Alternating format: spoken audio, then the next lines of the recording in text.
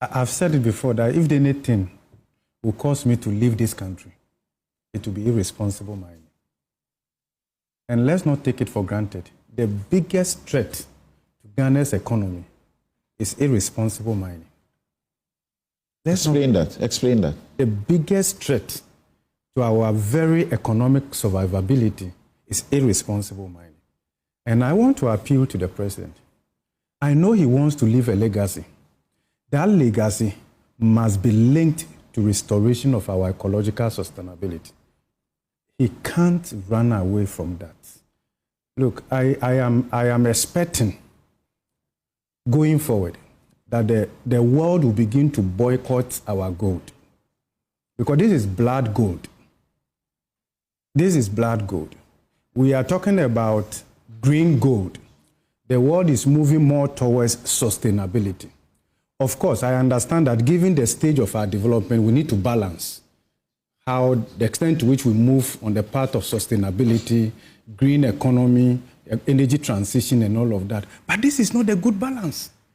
This is an intentional drive of creating existential threat that is much closer than perhaps anyone would think.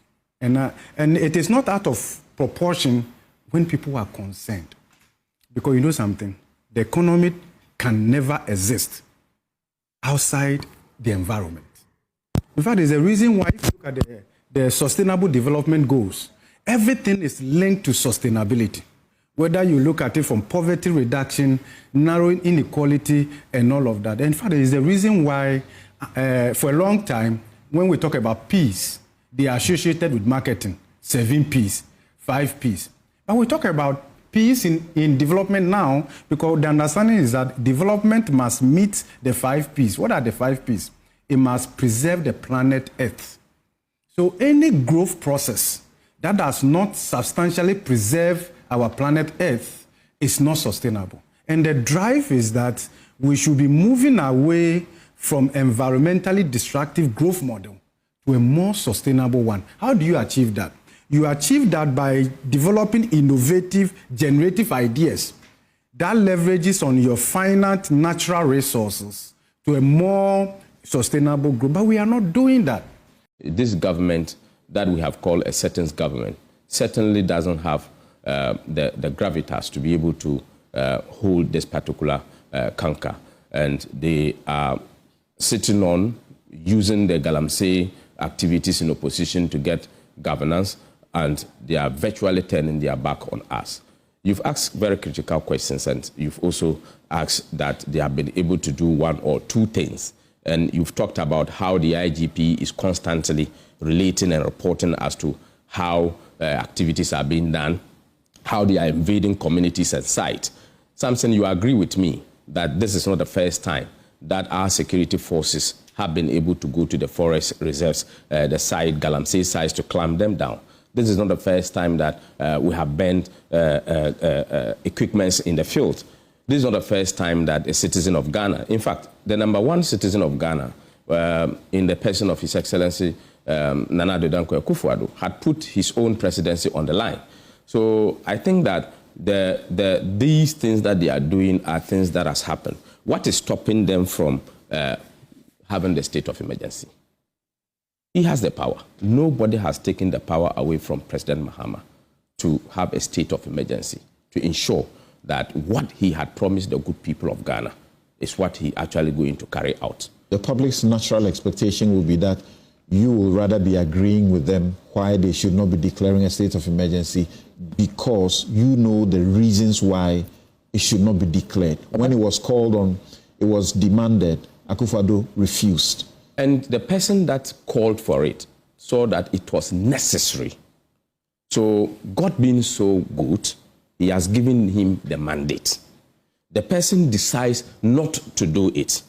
The person tells you that he's going to repeal a certain law whilst in opposition. And they're very clear in their minds. That's right. Very clear in their mind.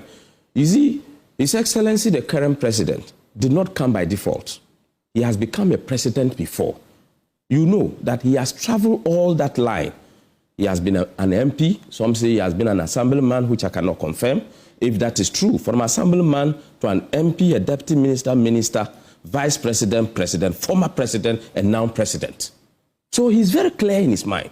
He's been able to know and travel through all the development stages of our country. And he clearly understands what the law is. So he comes in, and certainly he refused to repeal, because repeal is repeal. It is not amendment. He goes and to amend a certain portion, as you have indicated, Regulation 3 sub 2 of that particular act. And that clearly defies that logic.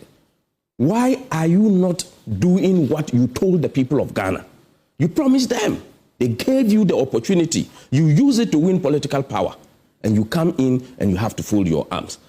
Speaking at a media engagement in Accra, Ambassador Tondefa emphasized that the conversation around illegal mining needs to shift from blame to solutions, arguing that Galamsey is deeply embedded in Ghana's economic survival and that total eradication is unrealistic. I think in this country, to my understanding, you can never eliminate those small minings. If you use small minings, there will always have illegalities involved in it. He pushed back against claims that Chinese nationals are primarily responsible for illegal mining, describing such narratives as unfair and misleading. According to him, most Chinese involved in illegal mining are laborers drawn in by Ghanaians rather than the masterminds. Galamsey is not issue of China. Galamsey is doesn't caused by Chinese. You guys know what's the problem. You guys know several million people live in those small minings. How many Chinese over here involved in these Galamseys? You can't. Because Chinese government takes strong, strict measures. Like I already tell you that we do not issue them visa. Those people who want to come over here, they cannot easily get the passport. And you can see why the vice mayor of Nanning I mentioned, I didn't come to the details. They approached your Minister of Foreign Affairs to talk about the issues, because some tiny people who were caught sometimes by police or by immigration office come from that city alone. So we Chinese government taking a lot of efforts on dealing with the issues. Governance expert Professor Bokpin agrees that the real problem lies in internal systems that enable collusion rather than foreigners. He calls for urgent introspection in the fight against illegal mining. There must be some kind of official collusion with whoever is the contractor to bring in these people. So in that respect, he is right. The problem is us, not the Chinese. That I think we must take seriously. So those interested in combating these heinous atrocities against our environment must begin to focus on how we get these people into the country in the first place. Civil society groups, including the Coalition Against Illegal Mining, are mounting pressure for an end to environmental destruction and demanding prosecution of politically connected actors, including foreign collaborators. Investigations of all mentioned in the Professor Frimpong Boateng report. There are a lot of politically exposed persons that have been mentioned in that report, and that should be looked into. And finally, transparent prosecution with no political protection. We've heard the president say that he will not cover anybody. We've heard the Minister for Lands and Natural Resources say that there would be no, what do they normally call it, order from above, so far as this is concerned. We need to see that translated into action. Despite challenges including a recent attack on her team during an enforcement operation, Administrator of the Minerals Commission Dr. Hannah Bissell remains committed to cracking down on illegal mining activities, including those involving foreigners. In fact, I've not left the raid mode. It's still there. Only that you don't know when I'm moving. When next you're moving? No. That will never come out. Not even with the staff. I have just about 2-3 people that will work. And it will never, nothing that you do me